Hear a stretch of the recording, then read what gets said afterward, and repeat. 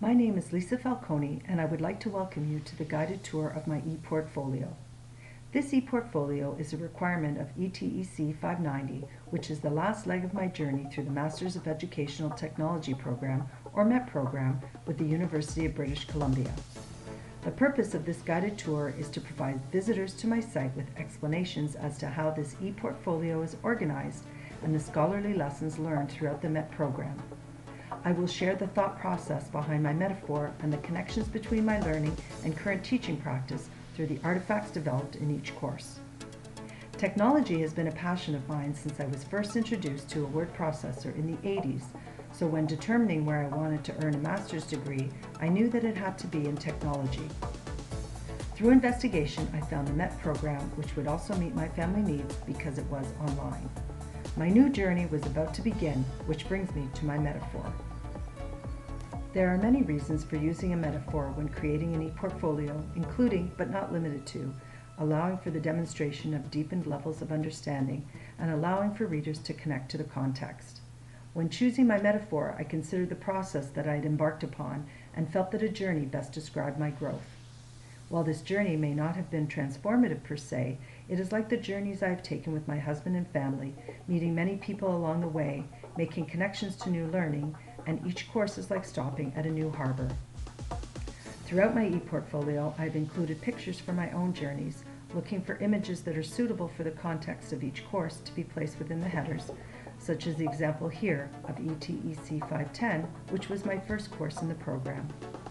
This picture of an airplane wing was taken when I was flying over Iceland on my way to a cruise of the Baltic Sea. Both this picture and this course established the beginning of my journey. You will notice the backgrounds of some sections contain images of the ocean with a cruise ship, which is meant to represent the continuation of the journey.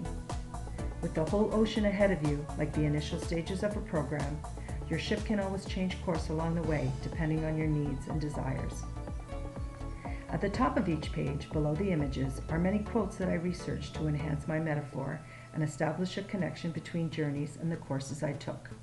For example, using this quote from ETEC 500, hopefully I've established the link from this quote to education, learning, and the journey in education. When navigating the waters, we have to ensure the way is clear and uncluttered, and with this in mind, I've kept the navigation piece of my ePortfolio fairly simple. There is a navigation bar at the top of each page that the user can click on to visit specific pages or landing pages. At the bottom of each page, there is another navigation bar that will assist in moving more quickly to each of the following courses. Initially, I had the courses in the order that I took them, but to enhance the metaphor, I developed two landing pages, one called Ports of Call, which contains the required courses, and the other called Shore Excursions, leading to the elective courses. As part of my ePortfolio, I wanted to ensure an assortment of multimedia. According to Morris and Buckland, multimedia encourages a richer and more accurate presentation and interpretation of what one has learned, and it also provides for a richer experience using a variety of the senses, hopefully meeting the differentiated needs of my audience. As a result, I have included videos such as Am I an Artist?, which are embedded on the pages, allowing for quick viewing, and documents that have been included are also embedded using Scribed. To view these, the reader has the option to read the document directly on the web page using the vertical scroll bar beside the document and using the zoom in or zoom out symbols, allowing for magnified viewing. The document can also be opened full size in another window by clicking on the full screen symbol as follows. Lastly, by clicking the download symbol, the visitor can download the document directly onto their computer. In some cases, I've included links to websites that I developed as part of a collaborative project. To visit these, the reader can click on the image associated with the website.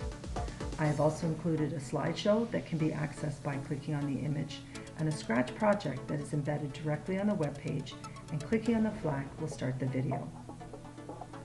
I have also included some hyperlinks throughout the portfolio for readers to visit other sites of interest, for example Weebly, which is a tool I used to develop this website.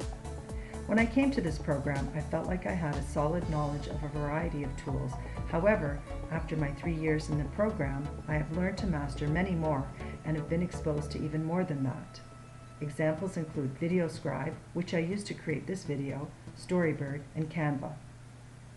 While having a backpack filled with technology is wonderful, The implementation of it is a key component to the MET program, and this learning was interlaced in each course. Therefore, each artifact within my e-portfolio also has a reflection in which I speak a little about the course itself, why I chose that particular course if it was an elective, and demonstrated my growth as a result of this experience. As John Dewey said, we don't learn from experience, we learn from reflecting on experience.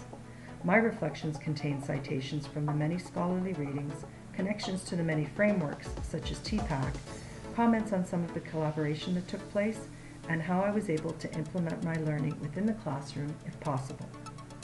This has been an incredible journey, having the opportunity to meet many like-minded individuals and exceptional professors. I hope this guided tour assists you as you visit my e-portfolio, demonstrating my thought process during the development of it. Thank you.